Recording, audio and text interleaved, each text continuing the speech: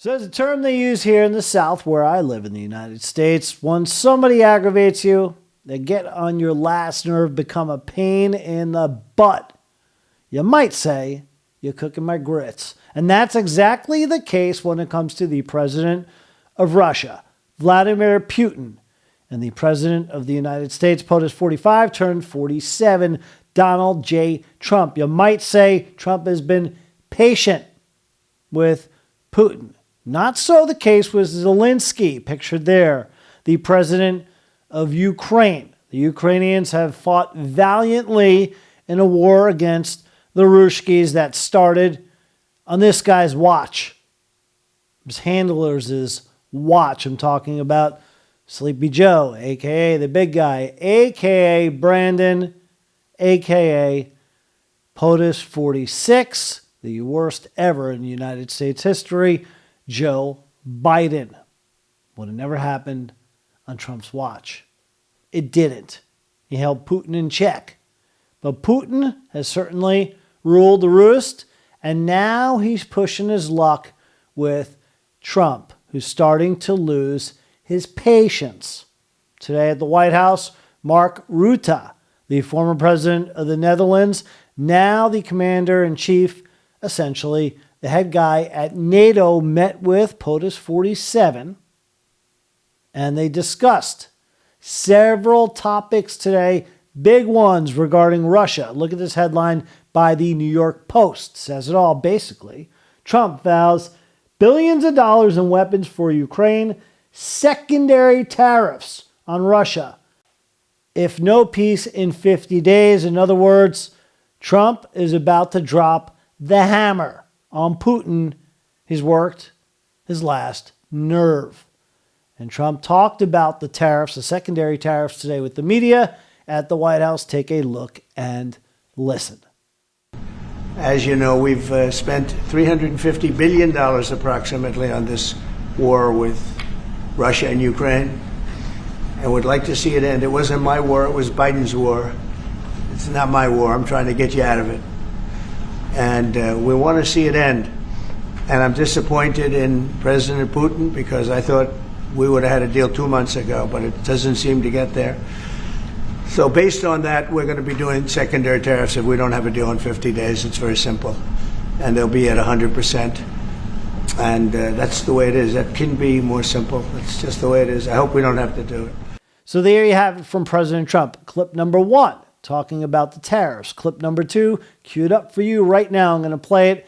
Discusses the billions of dollars of weapons. And Trump sums it up clearly, concisely, as he always does. Take a look and listen.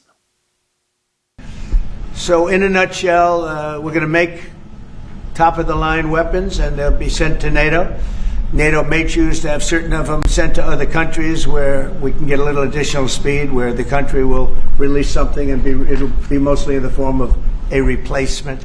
So there you have it from Trump. We'll get back to him in just a moment. He'll talk a little bit more about the weaponry going to the Ukraine. He was asked by a reporter. But Mark Rutte, again, the gentleman who heads up NATO, he talked about all that went down today at the White House and what a big deal it was. Take a look and listen for yourselves. This is really big. This is really big. You called me on Thursday that you had taken a decision. And the decision is that you want Ukraine what it needs to have to maintain, to be able to defend itself against Russia, but you don't want Europeans to pay for it, which is totally logical. And this is building on the tremendous success of the NATO summit, the 5%, but also the decision to keep Ukraine strong and the decision to increase our defense industrial production.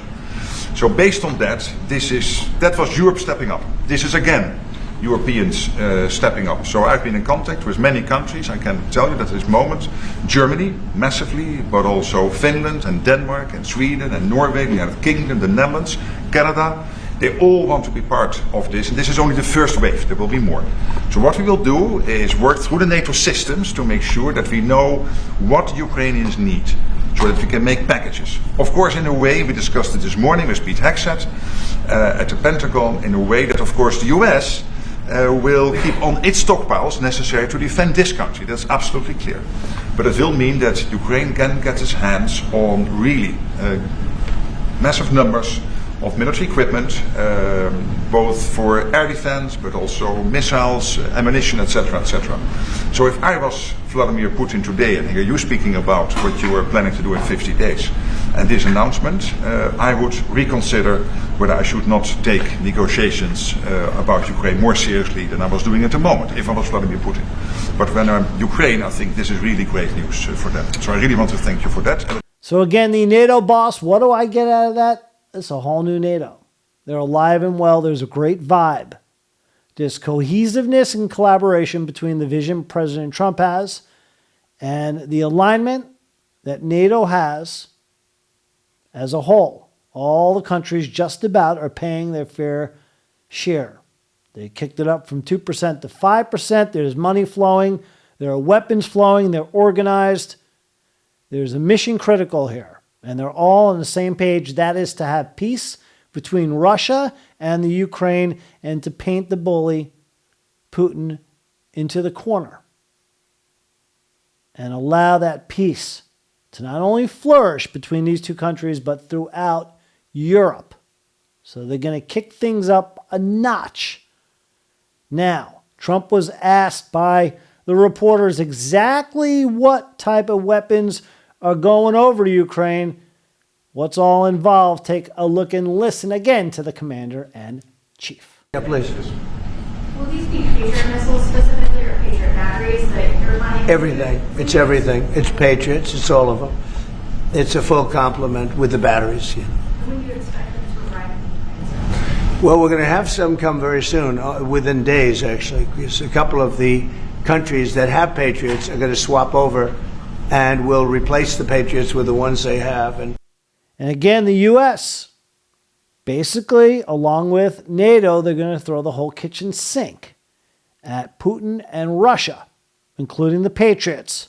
They're going to finagle their way to make it happen and get the weapons into the hands of the Ukrainians within a half a week or so.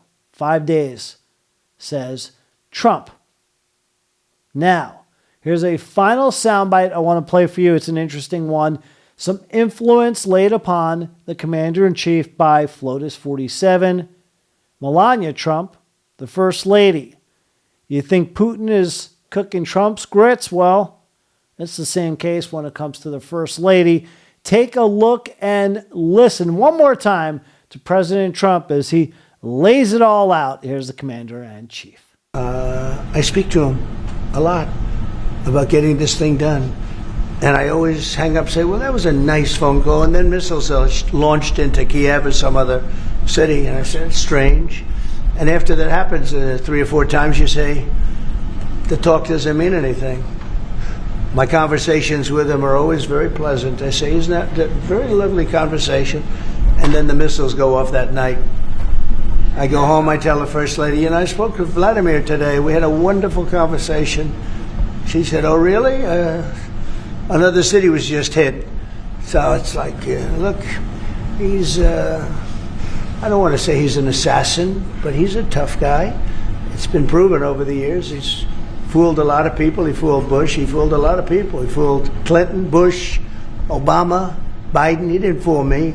But what I do say is that at a certain point, ultimately talk doesn't talk. It's got to be action. It's got to be results. And again, President Trump. Great soundbite there. And you know what? FLOTUS 47, she's right. Enough. Trump listens to him. He's been patient. It's the same old rhetoric time and time again. Basically, with the support of NATO and Trump laying the hammer down with the tariffs, that is a 1-2 punch. I would put the house on it. This is going to lead to peace. And it's going to lead to peace way before the 50 days ever arrive. Russia's going to find themselves in a take it or leave it type of situation. And they're going to get a deal together. Ukraine, they're going to lose no matter what. So will Russia. This is a lose-lose confrontation, war. President Trump talked about that today at the White House as well. No one comes out a winner. Ultimately, though, peace has to happen, and this is the only way.